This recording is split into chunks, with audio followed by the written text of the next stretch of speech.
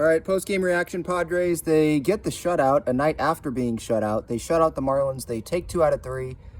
But as I've said previously, going into this series, during this series, I thought this was a must-sweep series, and I'll talk about that more on the show here later today. I don't think a series win is good enough. They were flat yesterday, and they gained 1 game on the Marlins in these 3 games instead of gaining 3 games if they could have swept. That's a big difference. Now, as for today, Seth Lugo pitches well, and that's going to be another thing going into the offseason. What will Seth Lugo do? Will he end up taking another turn at free agency?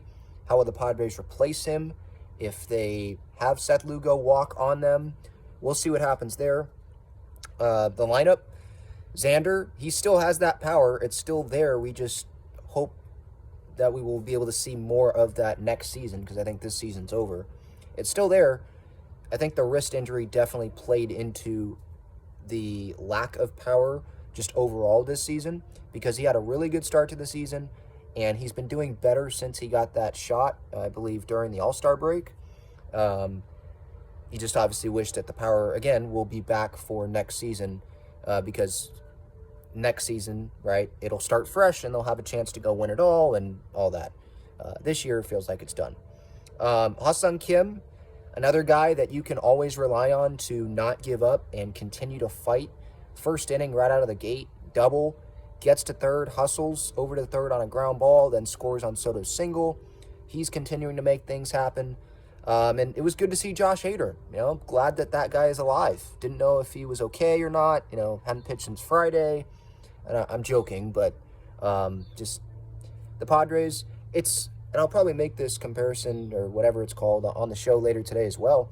It's kind of like those people that get like a bunch of pairs of shoes, those nice like Jordan shoes or whatever, and they just have them sit there and they don't wear them. Have them sit there in the closet, or you have them sit there on a mantle or whatever, and you don't use them. They're not autographed or anything like that. You're just looking at it. You don't use it. That's how the Padres are doing with Josh Hader, it feels like.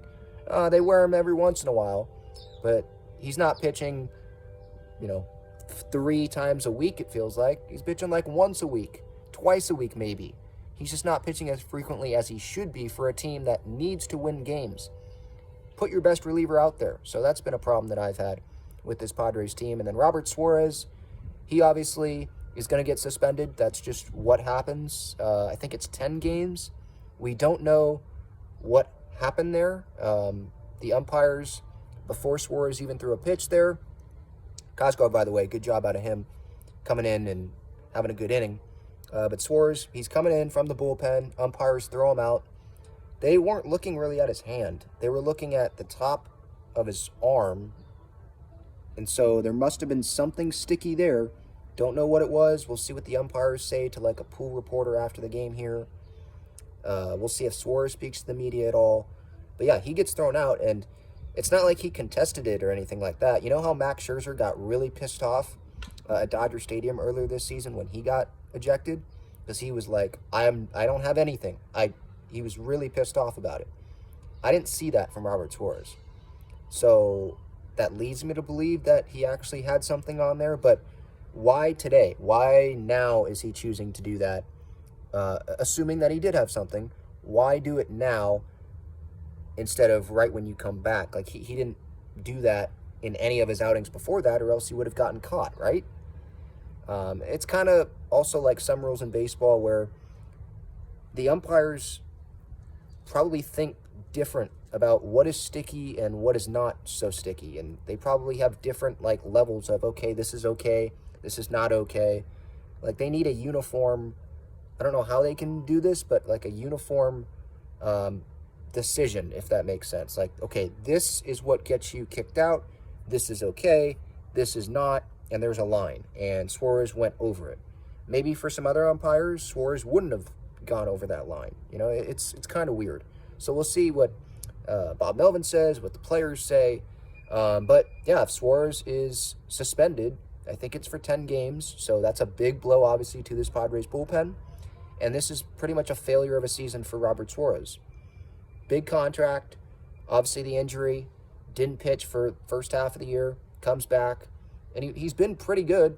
I know he had that one rocky outing, but he's been pretty good.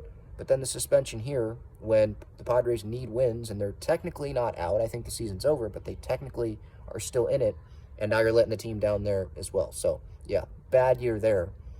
And hopefully this doesn't turn into a Drew Pomeranz contract. So, off day tomorrow, show later today. Stay tuned for that live on YouTube, where you can watch it on a replay or listen to it on the podcast platforms. Lots to talk about. See you then. Impressive day beating Sandy Alcantara, but I'm not shocked by it. Like, this is who the Padres are. Like, they're able to beat good pitchers, good teams, and then they struggle against guys that have been struggling.